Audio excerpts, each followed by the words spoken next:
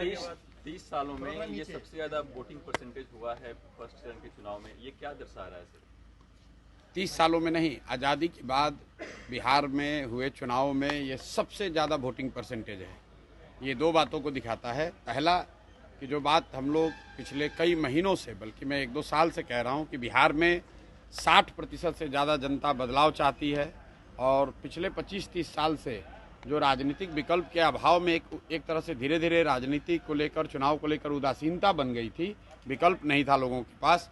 अब जनसुराज के आने से उनको एक नया विकल्प मिला है और बढ़ा हुआ जो वोटिंग परसेंटेज है वो दो बातों को दिखाता है। एक कि लोगों को एक नए विकल्प को देखकर उत्साह रहा है और बड़े पैमाने पर वोटिंग हुई है, बदलाव के लिए वोटिंग हुई है।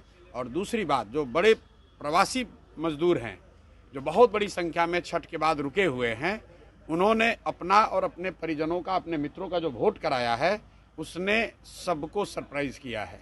और जितने लोग ये बैठे हुए थे कि महिलाओं को 10,000 पैसा मिल गया और उसी से हम लोग जीत जाएंगे, इन चुनाव में महिलाएं तो हैं ही, लेकिन महिलाओं से बढ़कर प्रवासी मजदूर एक्स फैक्टर है। इस चुनाव का एक्स फैक्टर प्रवासी मजदूर हैं।